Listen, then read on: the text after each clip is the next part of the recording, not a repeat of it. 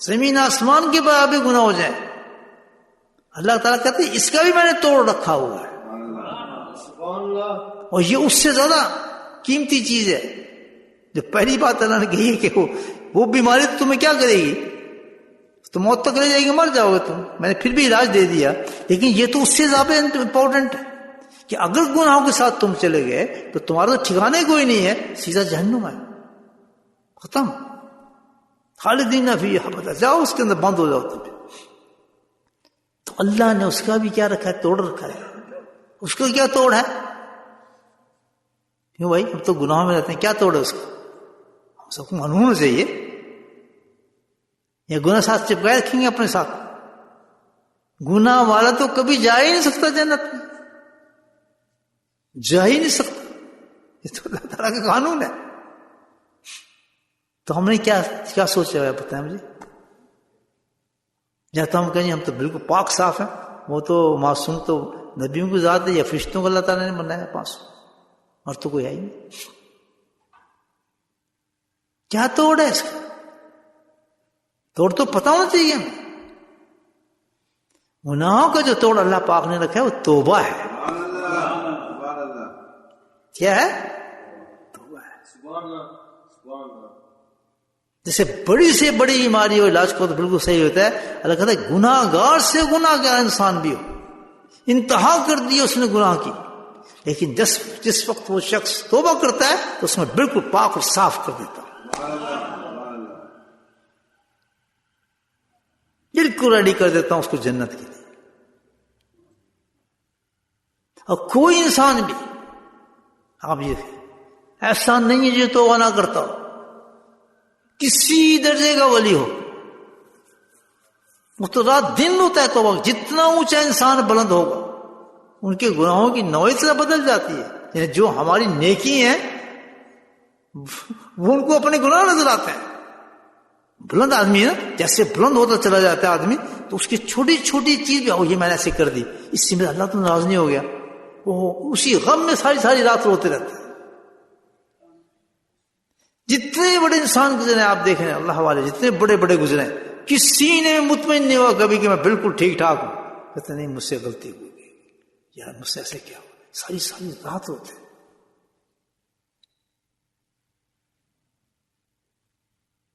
تو توبہ اتنی بڑی نعمت اللہ پاک نے ہمیں دی جو جنت کے دروازے کھول دیتی ہے، اور گناہ ہم سے ہوتے ہیں تو میرے بھائی ہم توبہ کرتے ہیں؟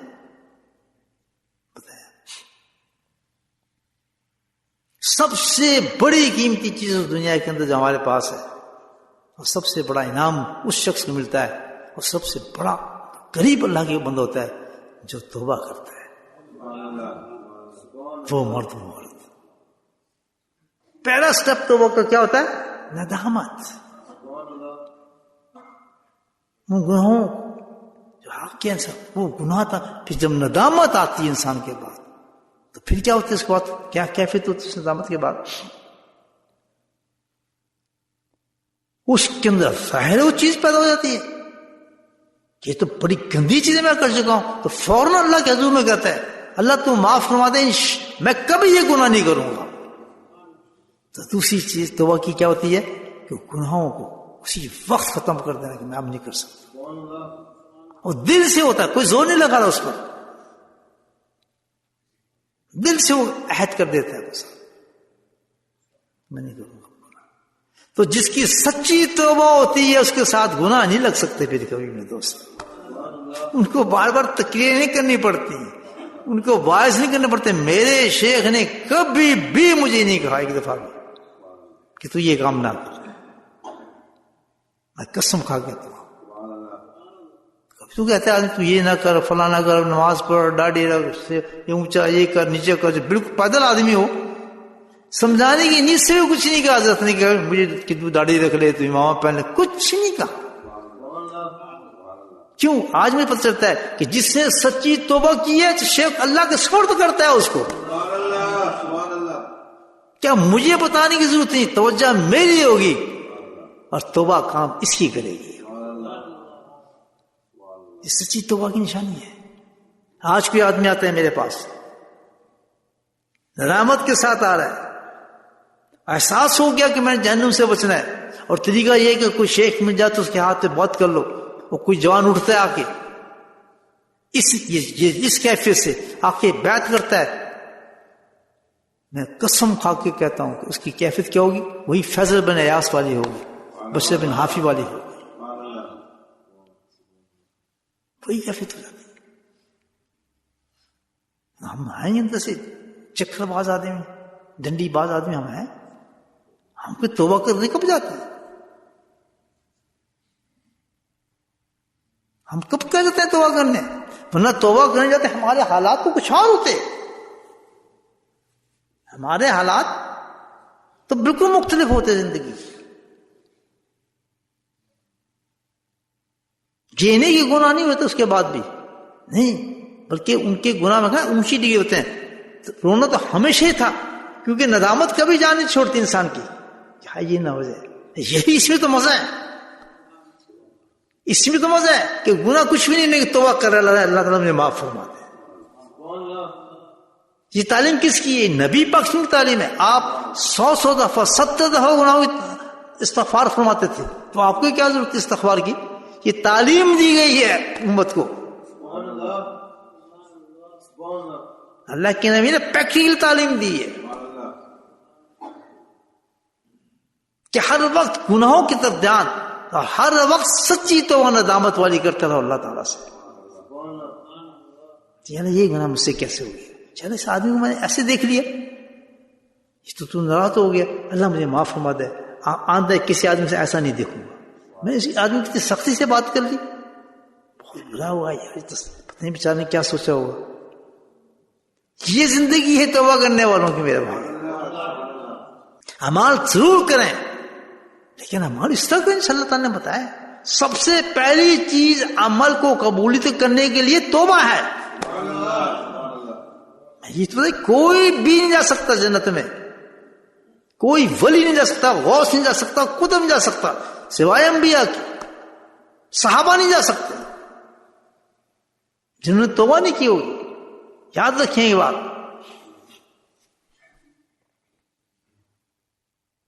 کہ جنت کے اندر صرف توبہ کرنے والے جائیں گے، سچی توبہ کرتا ہے۔ پہلی چیز کیا ہوتی ہے اس میں؟ ندامت ہوتی ہے، پچھتاوا ہوتا ہے، افسوس ہوتا ہے کہ میں اس کے بعد غصہ کیوں کیا، اس کو گالی کیوں دی۔ پھر اس کے بعد معافی تلافی ہوتی ہے کہ جو شریعت میں حکم آیا کہ اس کے ساتھ جا کے اس طریقے سے برتاؤ کر، پہلے اس کو صاف کر اپنے معاملے کو۔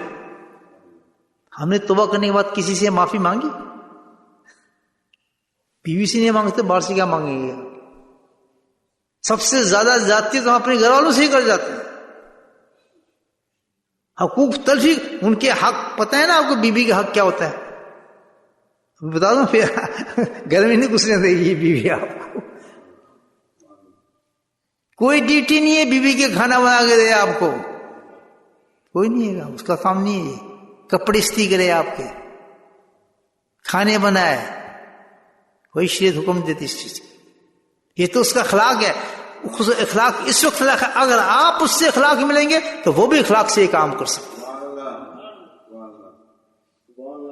شریعت میں ایسا کوئی ہے ہی نہیں اس کے ساتھ،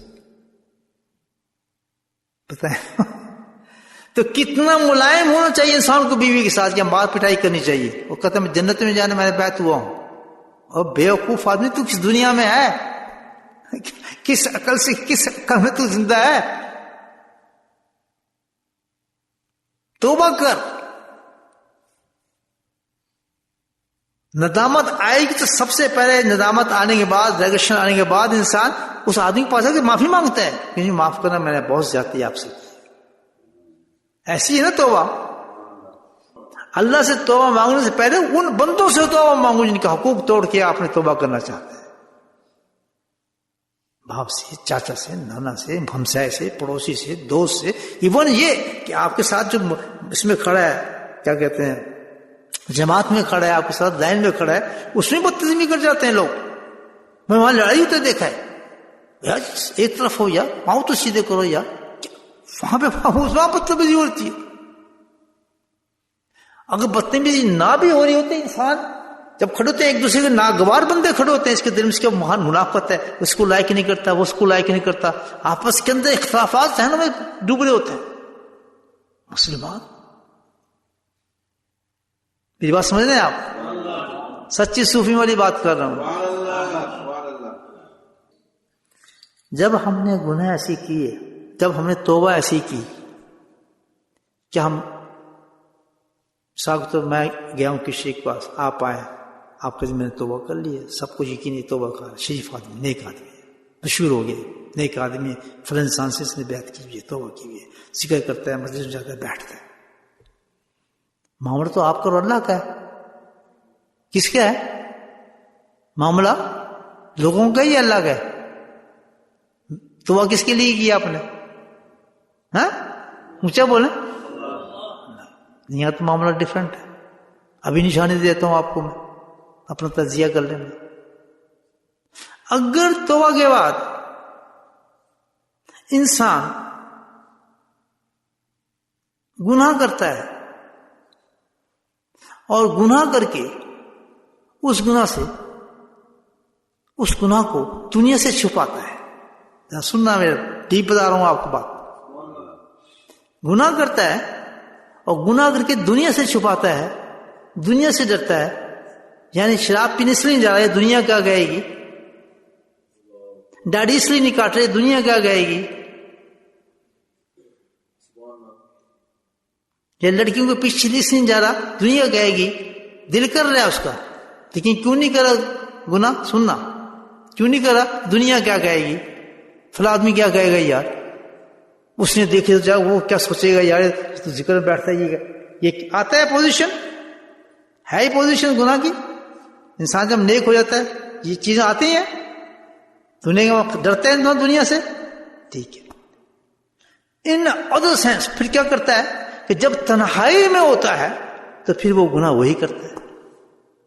تو گویا اس نے گناہ جو چھوڑے ہیں دنیا کے ڈر سے چھوڑ دیتا ہے، لیکن جب اندھیرے میں ہوتا ہے تو گناہ اس سے وہی ہو جاتے ہیں.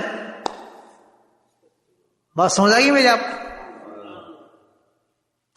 دنیا کے سامنے وہ گندی پکچر نہیں دیکھے گا، کوئی چیز گندا کام نہیں کرے گا، لیکن جب تنہائی میں ہوگا شیطان اس سے وہ کام کرا لے گا، وہ کر لے گا آرام سے، گھبرائے گا نہیں.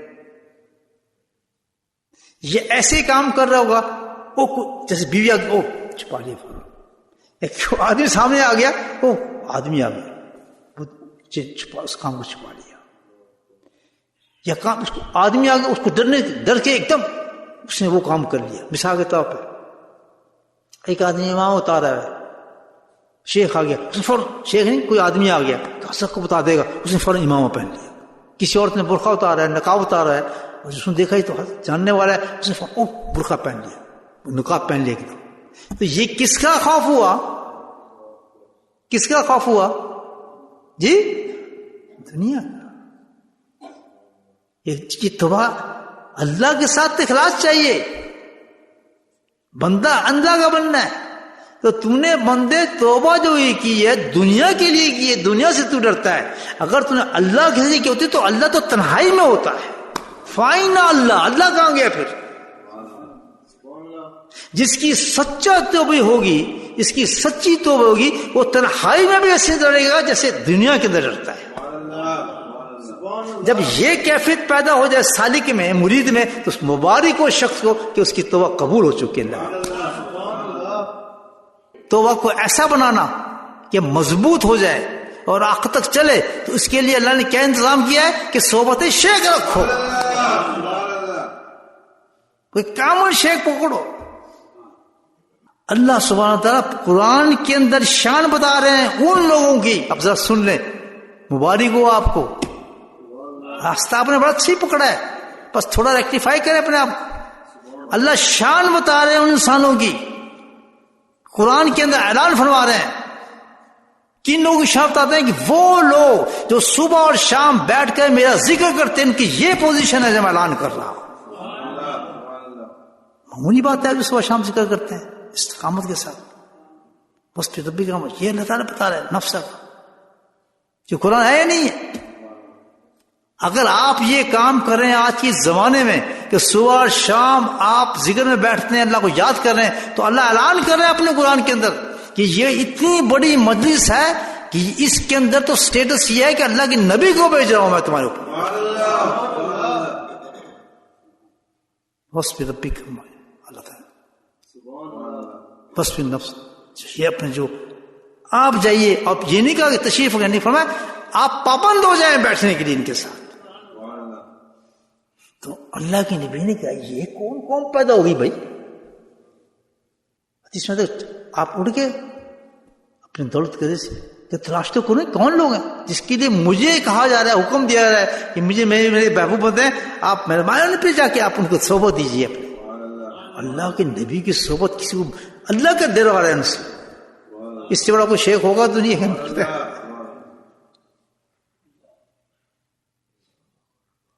اللہ کے نبی پہنچے، تلاش کرتے کہ دیکھے ایک کونے میں قوم بیٹھی ہے. کیسی قوم ہے؟ جسم پہ کوئی کپڑا نہیں، ایک دھوتی شریف پہنی ہوئی ہے جو اصل لباس ہے ہمارا. صحابہ یہی پہنتے تھے. آج ہم فیشن مارتے پھرتے ہیں نا، فیشن تو چھوڑیں، اب تو غیروں کی نکل کرتے پھرتے ہیں، اس سے نمازیں پڑھتے ہیں، اس سے ذکر کرتے ہیں. لا حول ولا قوت الا باللہ. کیا ہو گیا ہماری؟ ان لوگوں کی نقل کرتے ہیں جس کو اللہ ناپسند فرماتے ہیں، وہ اس سے نماز پڑھتے ہیں، ہم اس سے حج کرتے ہیں، عمرے کرتے ہیں، اور نمازیں، جمعے اور ذکر شکر سب اسی سے ہوتا ہے. یہ ہے ہماری. تو دیکھا کہ وہ کونے لوگ بیٹھے ہیں اور انہوں نے دھوتی شریف پہنی ہوئی ہے، جسم پہ کوئی کپڑا نہیں ہے، سخت جسم ہے ان کا، بال بکھرے ہوئے ہیں. سبحان اللہ. بھوکے چہرے ہیں، سفید چہرے ہیں، بھوک سے ختم، اور مست ہیں اللہ کے ذکر کے اندر، ذکر میں. وصف اللہ کے وصف نفس مع الذین یذکرون ربہ قدر الشام. چاہیے محبوب بیٹھی ان کے ساتھ. یہ وہ لوگ جس قوم کو اتنا پسند، اب کتنا اللہ تعالیٰ پسند کرتے ہوں گے اللہ کو ذکر کرنے والے. یہ عارضی مصیبتیں، اگر ایسے ذکر کرنے والوں پہ کوئی مصیبتیں ہیں، کوئی پریشانی ہے، کوئی بیماریاں ہیں، کچھ ہے، یہ بالکل کچھ بھی نہیں ہے. انعام تو اللہ نے بتا دیا آپ لوگوں کو. سبحان اللہ. قربان جاؤں شیخ کیا بنا دیا تو نے، کیا شیخ تھا میرا. سبحان اللہ. قربان جاؤں کچھ تو عقل میری ہوتی، یعنی مٹی کو اس نے سونا بنا دیا. یہ ہے صحبت. وصف نفس کا مع الذین یدعون ربهم. جائیے صحبت دیجیے ان کو، تو پتہ چلتا ہے ذکر کے ساتھ صحبت شیخ لازم چیز ہے. تو میں مجھے یاد کرنے نہیں انکمپلیٹ ہے. جب تک آپ صحبت نہیں دیں گے ان کا کام نہیں بنے گا. تو ذکر کرنے والوں کی صحبت اتنی عظیم ہے، ان کو جو شیخ ملتا ہے تو فنافی شیخ ملتا ہے، ان کو فنافی رسول ہوتا ہے وہ شخص، ورنہ وہ شیخ ہی نہیں ہو سکتا.